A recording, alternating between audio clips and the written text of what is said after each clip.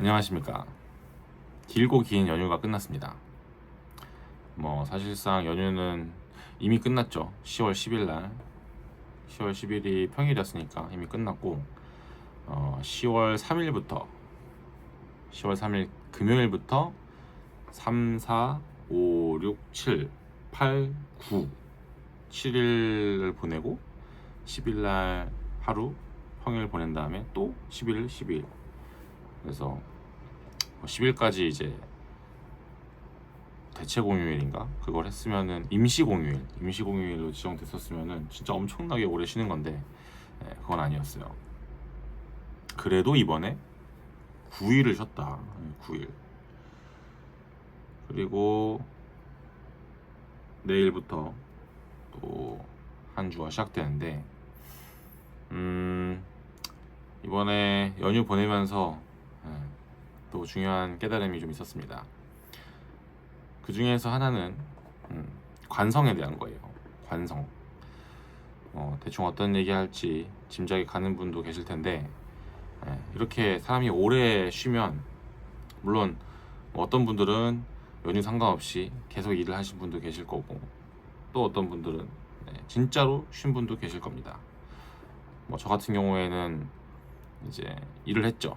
일하고 와서 좀 쉬었는데 그런 저마저도 이거는 그래도 꽤 긴 휴일이었다.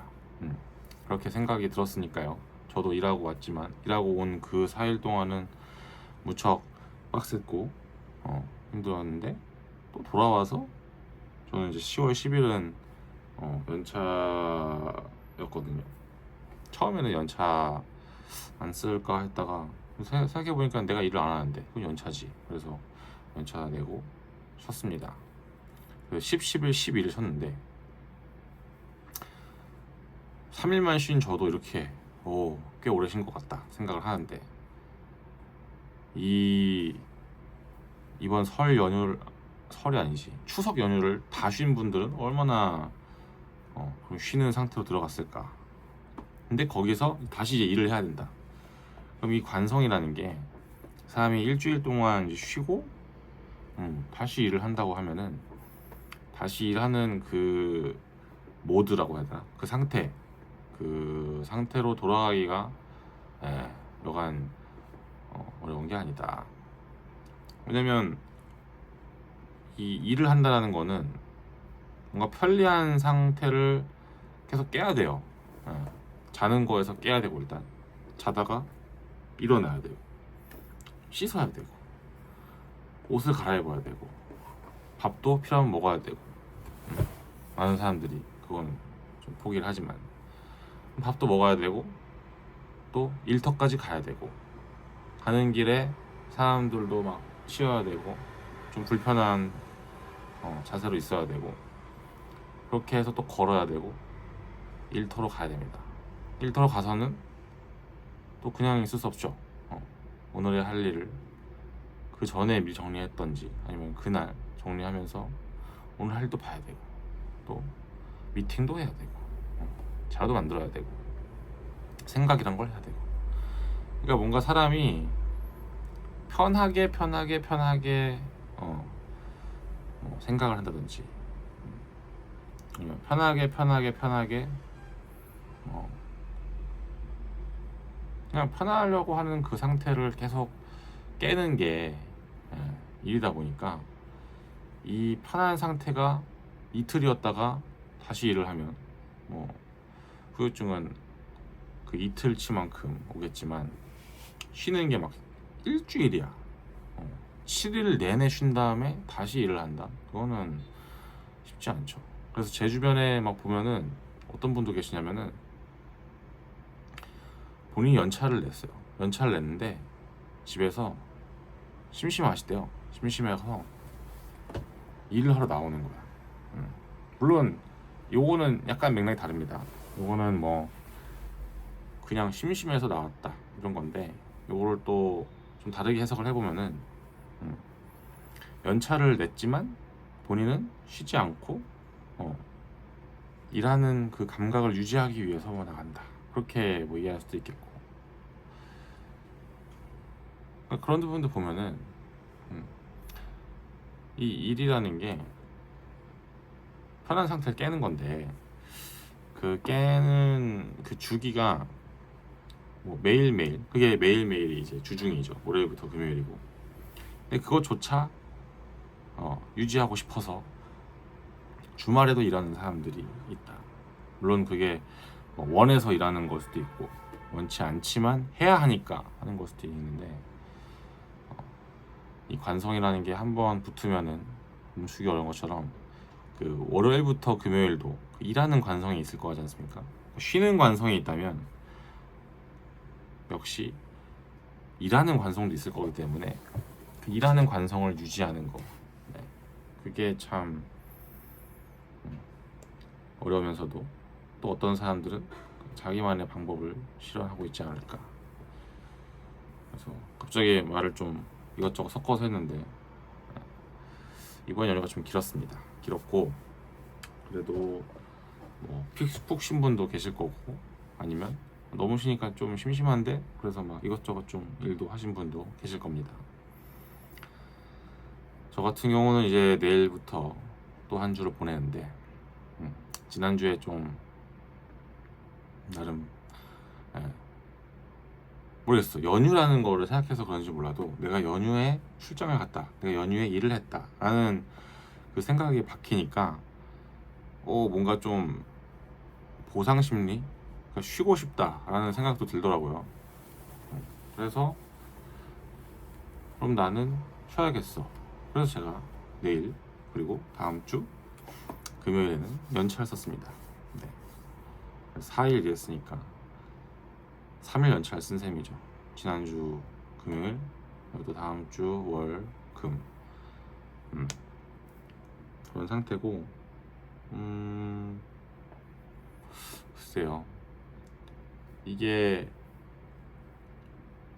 제가 이제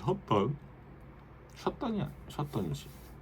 일하고 나서 와서는 쉬었으니까 그 쉬었던 거에 또 어떤 관성을 가져가는 일일 수도 있겠죠. 왜냐면 저는 이제 3일 쉬었으니까 그 다음에 또 하루를 쉬면 4일을 쉬는 거죠. 13일 쉬면은 4일을 쉰 상태로 14일 날 출근을 하는 건데,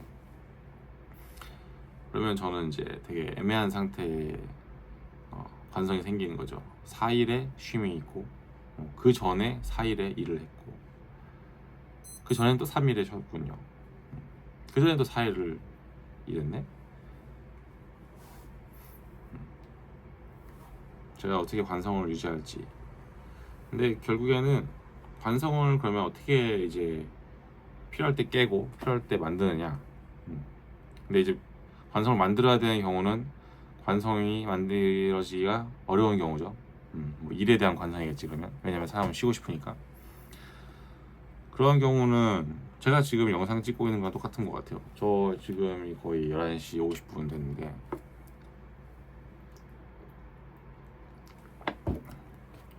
오늘도 약간 고민이 됐어요. 고민보다는 약간 유혹이 있었어. 내가 지금 그냥 누워있으면 너무 편하다. 눈 감고 있으면 편하고 불 끄고 있으면 편하고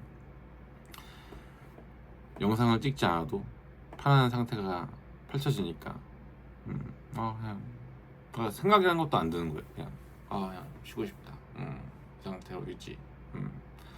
영상 찍어야 되는 건 알지. 가슴 속 한 부분이 불편해 오죠. 불편해 오는데 막상 하진 또 않아. 불편한 상태로 있는 거예요. 해야 되는데, 찍어야 되는데, 언제 하지? 그러다가 아까 일어났어요. 그래도 찍어야 돼. 그러니까 이게 되게 중요한 것 같아요. 이게 뭐랄까, 그냥 너무 자연스럽게 일어났으면 제가 그런 고민조차 안 했을 텐데 아직은 그런 관성까지는 안 생긴 것 같다. 그래서 저 스스로 좀 일어나는데 그 에너지를 썼어야 했다. 어떤 의지력이라는 걸 발휘를 했어야 했다. 그런 상태였고, 네, 실제로 그래서 아까는 그래도 하기로 한 거니까 하자. 이거 찍고 나서 뭐 쉬든 뭐 또 자든 하자. 그래서 지금 영상을 찍고 있는 겁니다.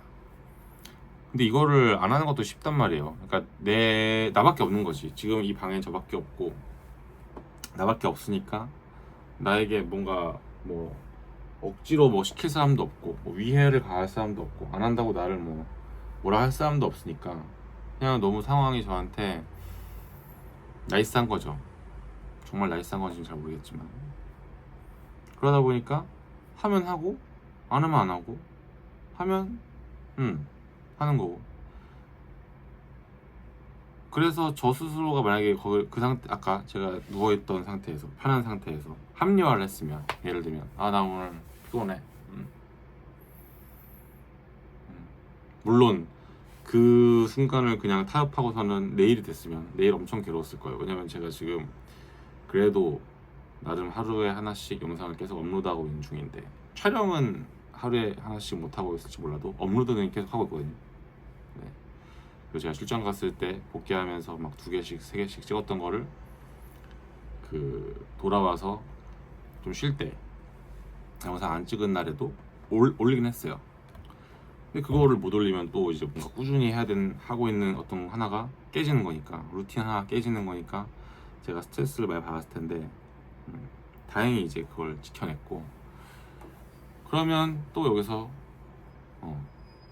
생각해 볼 수 있는 게, 뭔가 지속 가능하게 만드는 어떤 요인, 그냥 꾸준하게 하는 어떤 비결, 핵심이라는 게 있다면 그게 뭔가 긍정적인 것만 있지는 않겠다. 그러니까 이런 거죠. 뭔가 목표, 뭐 의지, 꿈, 동기부여, 나의 어떤 열망, 비전, 그런 게 뭔가 능동적인 거, 능동적인 어떤 그런 개념들이 꾸준함을 만든다고 생각하는 게 뭔가 아름다운 그림이고 사람들이 믿고 싶어하는 걸 텐데, 그런 것보다는 어떤 부정적인 것도 있다는 거죠. 이걸 하면 난 망해. 이걸 안 하면 난 불행해질 거고, 이걸 안 하면 난 괴로워질 거고, 이걸 안 하면 난 슬퍼질 거고, 오늘은 이걸 해야 될 걸 안 하면 난 내일 괴로워질 거니까, 그게 싫으니까 오늘 할 거야 라는 동기부여도 있는 거죠. 동기부여라고 말하는 게 맞나?